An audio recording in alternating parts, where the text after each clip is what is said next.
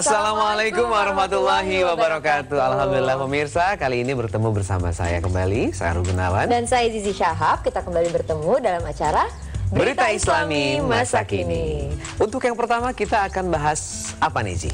Yang pertama kita akan bahas seputar kiamat. Jadi ada kabar bahwa NASA akan mengantisipasi datangnya kiamat. Gimana caranya kalau kita akan baik-baik saja ketika kiamat datang? Gitu. Oh gitu, jadi berarti nggak percaya dengan kiamat dong, malah dicegah dia. gitu ya? Nah itu dia, itu yang akan kita bahas di sini. Langsung kita lihat aja penjelasannya seperti apa. Oke. Ini dia.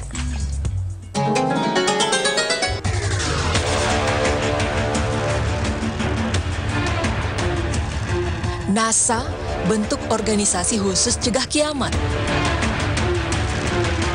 Pemirsa beriman, bagi Badan Antariksa Amerika Serikat atau NASA, ancaman asteroid bagi bumi adalah nyata. Ya, sejak dulu NASA selalu beranggapan salah satu penyebab hancurnya bumi alias kiamat adalah adanya tabrakan hebat antara benda luar angkasa yakni asteroid dengan bumi. Bahkan terdapat satu teori yang dipercaya hingga saat ini bahwa asteroidlah yang menyebabkan punahnya kehidupan dinosaurus pada zaman dahulu. Untuk itu NASA telah membangun peta khusus guna mengetahui asteroid mana saja yang berbahaya dan bagaimana pengaruhnya terhadap bumi. Dikutip dari media online, NASA merinci terdapat lebih dari 13.500 asteroid yang bertebaran di sekitar orbit bumi. Dan pada 2015 lalu, dari data para peneliti NASA dan berbagai badan antariksa dari berbagai negara lain, terdeteksi ada 1.572 asteroid yang berpotensi membahayakan bumi. Angka ini pun dipastikan akan bertambah karena para astronom selalu menemukan asteroid baru di tiap bulannya. Karena itulah, untuk mengantisipasi dampak mengerikan aktivitas objek-objek di orbit bumi tersebut, NASA baru-baru ini membentuk sebuah organisasi khusus yang bertanggung jawab untuk mempertahankan bumi dari kepunahan. Organisasi itu bernama PDCO, Planetary Defense Coordination Office, yang akan bermarkas di Washington DC dan berada di bawah naungan divisi Planetary Science of NASA. Lindley Johnson, salah satu eksekutif NASA untuk program Near Earth Object, mengatakan organisasi ini akan benar-benar menaruh konsentrasi untuk melindungi bumi, khususnya ancaman dari asteroid. Johnson juga mengatakan tugas khusus yang akan dikerjakan PDCO adalah mengawasi setiap objek yang mendekati bumi dan matahari. Tidak hanya itu, PDCO juga akan memimpin segala bentuk operasi pertahanan terhadap ancaman asteroid yang berpotensi menabrak bumi, termasuk diantaranya menjalin kerjasama dengan Federal Emergency Management Agency dan membantu pemerintah mengatasi krisis akibat ancaman asteroid. PDCO juga akan memberikan peringatan dini kepada warga dunia dari ancaman asteroid berdasarkan data-data akurat. Hal itulah yang akan menjadi fokus perhatian PDCO. Mereka mengungkap akan benar-benar mengantisipasi kehancuran bumi dari ancaman objek-objek luar angkasa. Nah pemirsa, lalu bagaimana Islam memandang hal ini? Benarkah kiamat dapat dicegah? Sebagai umat Islam, kita mempercayai dan mengimani bahwa akan adanya hari akhir atau kiamat. Ya, kehidupan menurut pandangan Islam bukanlah sekedar kehidupan di dunia yang sementara, bukan pula sebatas umur manusia yang sangat pendek. Hari kiamat pasti terjadi, dan tidak ada satupun makhluk di dunia ini yang mampu mencegah terjadinya kiamat. Hanya saja, kapankah peristiwa itu akan berlangsung? Allah Subhanahu wa Ta'ala sajalah yang mengetahuinya. Tak ada satupun makhluk di alam semesta termasuk malaikat yang mampu memprediksi waktu kiamat. Bahkan para nabi pun tidak diberi informasi yang pasti mengenai kapan terjadinya kiamat. Allah Subhanahu wa Ta'ala berfirman yang artinya, mereka menanyakan kepadamu tentang kiamat. Bilakah terjadinya? Katakanlah, sesungguhnya pengetahuan tentang kiamat itu adalah pada sisi Tuhanku. Tidak seorang pun yang dapat menjelaskan waktu kedatangannya selain Dia. Kiamat itu amat berat huru-haranya bagi makhluk yang di langit dan di bumi. Kiamat itu tidak akan datang kepadamu melainkan dengan tiba-tiba. Mereka bertanya kepadamu, seakan kamu benar-benar mengetahuinya. Katakanlah, sesungguhnya pengetahuan tentang hari kiamat itu adalah di sisi Allah, tetapi kebanyakan manusia tidak mengetahui. Quran Surah Al-Waqiah ayat 4-6. Maka, jika Allah Subhanahu wa Ta'ala sudah menakdirkan kiamat terjadi, tidak ada satupun manusia yang mampu mencegahnya.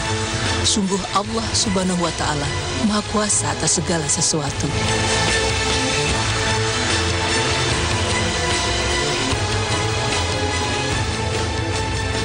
Masya Allah, ini salah satu keimanan yang harus kita yakini ya, kiamat Betul. itu pasti datang dan kita semua akan musnah. Betul sekali, dan seberapapun usaha kita untuk bisa mencegah kiamat itu, ya kita harus yakin salah Iya. satu dari rukun kita, Yes. ya, bahwa kita harus percaya kepada hari akhir. Jadi jangan sampai kita juga jadi ikut-ikutan dengan pemikiran-pemikiran yang salah tersebut. Dan insya Allah kalau semuanya masih menjaga sholat, masih banyak orang-orang beriman, insya Allah kiamat masih lama, ya. Iya, kalau sekarang sholat Jumatnya rame, gimana caranya kalau sholat subuhnya nih para ikhwan harus lebih rame lagi masjidnya? Iya, betul sekali. Tapi kita bicara tadi ngomongin soal kiamat, Ya. ya. Kita nggak tahu nih kapan datangnya, dan dari beberapa tanda-tanda kiamat katanya itu sudah banyak nih bahwa tanda sebentar lagi akan kiamat. Nah, salah satunya adalah turunnya salju di Mekah. Oh iya, itu akan kita bahas setelah yang berikut ini pemirsa. Jangan kemana-mana, tetap di Berita Islami masa kini. Jadi emang di Mekah tuh udah pernah turun salju atau baru pertama kali sih kemarin Iya, ini? memang beberapa tahun ini ya, kalau nggak salah sekitar 6 tahunan ini, sesuai dengan ya gejala alam sekarang, ya, karena tidak seimbang, dan di Mekah pun Ya. yang biasanya panas, tidak ada salju, ada salju, dan itu kan salah satu tanda-tanda hari kiamat sih. Nah, kita lihat kebenarannya seperti apa? Ini dia penjelasannya.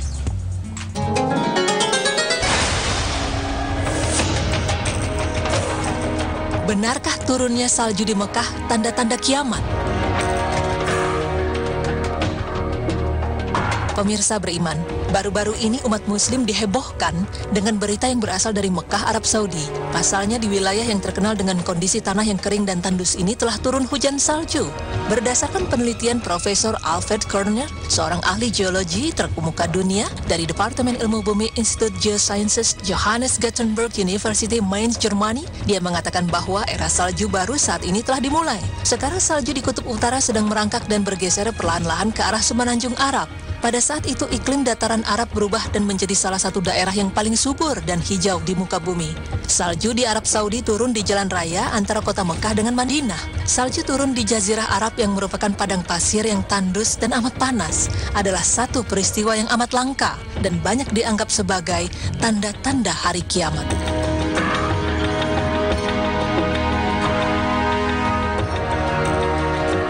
Kiamat akan terjadi jika padang pasir di Arab berubah jadi padang rumput yang hijau dan dipenuhi dengan sungai-sungai. Dan turunnya salju di Madinah merupakan satu tanda tersebut. Sebagaimana sabda Rasulullah SAW yang artinya, hari akhir tidak akan datang kepada kita sampai dataran Arab sekali lagi menjadi dataran berpadang rumput dan dipenuhi dengan sungai-sungai. Hadis riwayat Muslim. Salju adalah merupakan sumber komponen utama bagi terbentuknya tumbuhan, sungai di dunia. Saat ini berdasarkan penelitian sains, di Jazirah Tanah Tandus Arab tidak terkecuali di Tabuk, Palestina, bahkan di Gurun Sahara sudah mulai dipenuhi dengan tumbuhan hijau. Namun benarkah hal itu akan terjadi?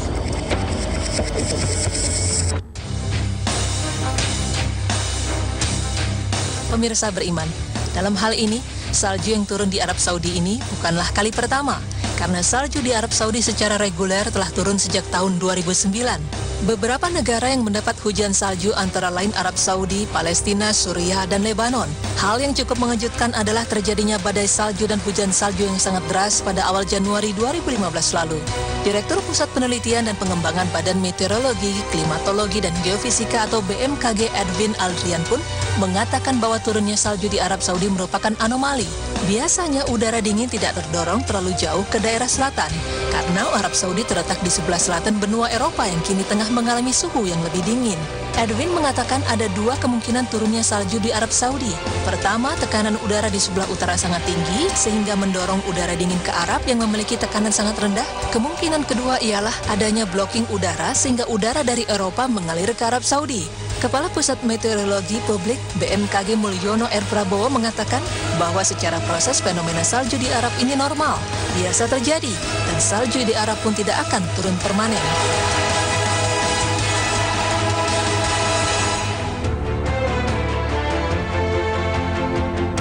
Pemirsa beriman, Tidak ada yang mengetahui dengan pasti kapan kehidupan di dunia ini akan berakhir. Kita hanya ditunjukkan melalui peringatan-peringatan dalam firman Allah Subhanahu wa taala dan sabda Rasulullah sallallahu alaihi wasallam. Sebagaimana firman Allah Subhanahu wa taala yang artinya, Al-Quran ini tidak lain hanyalah peringatan bagi semesta alam, dan sesungguhnya kamu akan mengetahui kebenaran berita Al-Quran setelah beberapa waktu lagi. Quran Surah Sad ayat 87 hingga 88.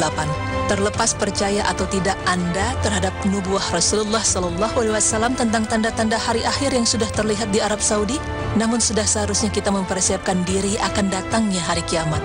Karena kedatangan hari kiamat ini nyata adanya, dan tidak ada yang dapat menyelamatkan kita selain amal dan ibadah kita selama di dunia.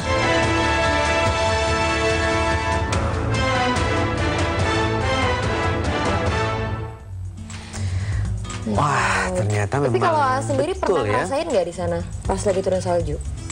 Kebetulan kemarin. nggak pernah. Cuman sempet dengar cerita. Cuman nggak yang pas di kota Mekahnya, di sekitar Mekah, gitu. Iya.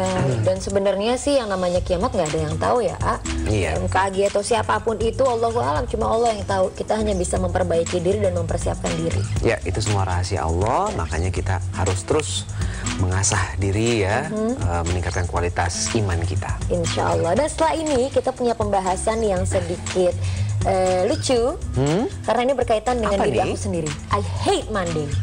I hate Monday. Harusnya I like Monday dong. Harusnya I love Monday juga. Kita bahas nanti pemirsa, jangan kemana-mana, tetap di Berita Islami masa kini.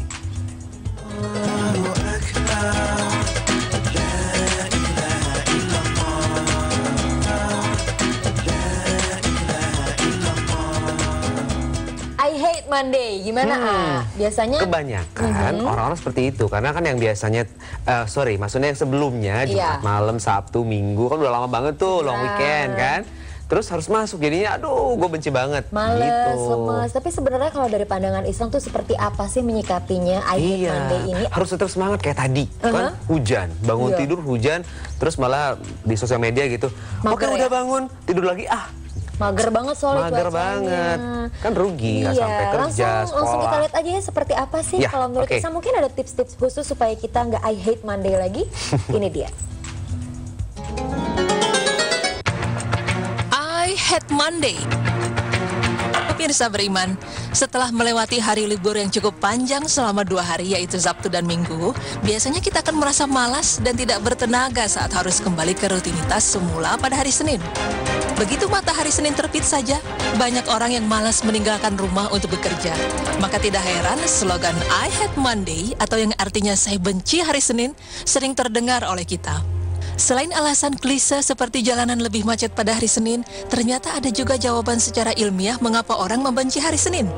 Menurut riset ahli Profesor Leon Light dari Flinders University menyimpulkan bahwa kebiasaan bermalas-malasan pada Sabtu dan Minggu dapat mengganggu ritme tubuh, yang akibatnya membuat tubuh menjadi lebih letih saat mengawali hari.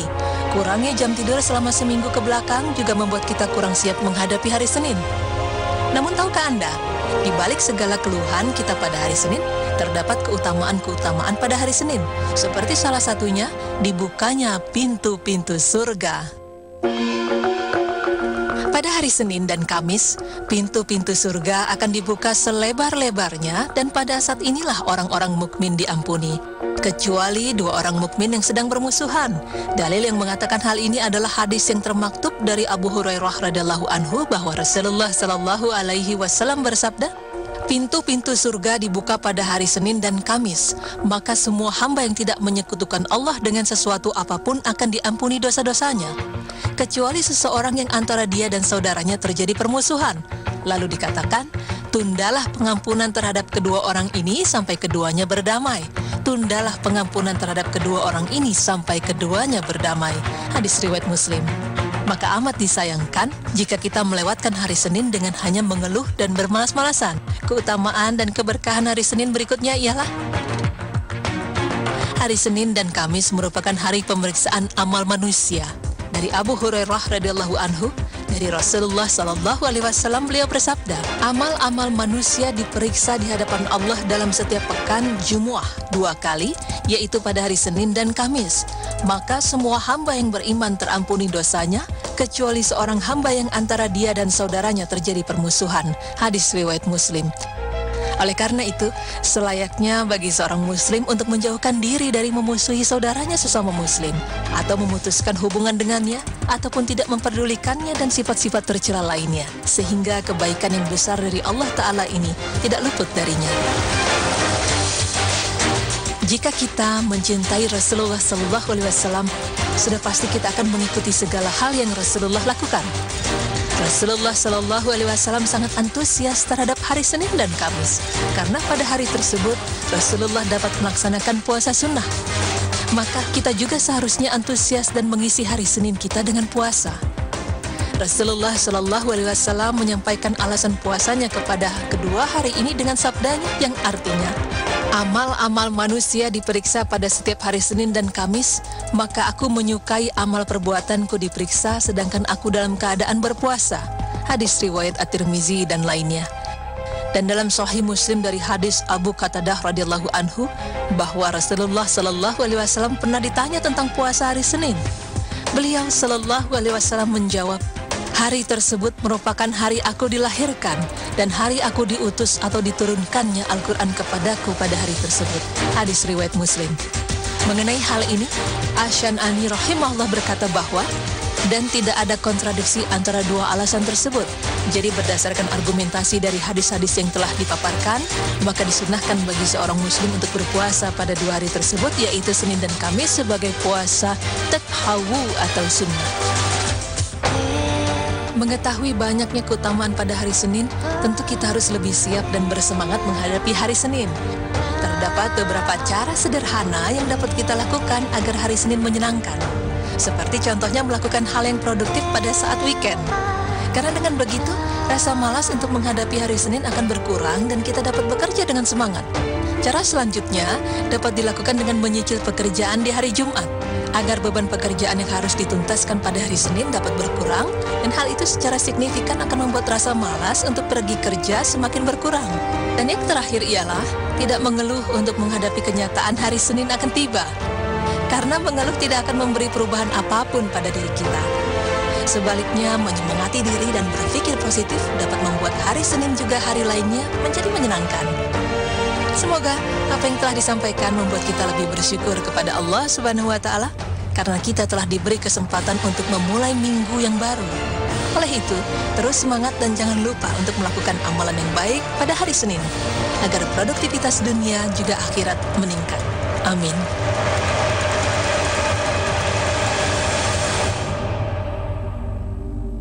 Harus semangat dong, karena memang hari Senin itu adalah ketika buku dosa dan pahala kita dicek sama Allah. Jadi kita harus puasa Senin Kamis di waktu itu disunahkan ya. Betul. Rasulullah karena waktu itu senang sekali berpuasa di Senin Kamis. Betul. Karena pada saat amalan itu dicatat gitu kan, Rasul pada saat melakukan ibadah. Iya, dan kalau bisa jangan cuma hari Senin, giat-giatnya setiap hari ya. Iya, tapi dimulai dari hari Senin dengan penuh semangat. Jadi diganti sekarang bukan I hate Monday, tapi I love Monday. Ya, oke, siap dengan Love Monday. Siap sekali. Dan insya Allah besok kita ketemu lagi. Jangan lupa saksikan berita Islami Siang dan juga berita Islami masa kini hanya di Trans TV milik kita bersama.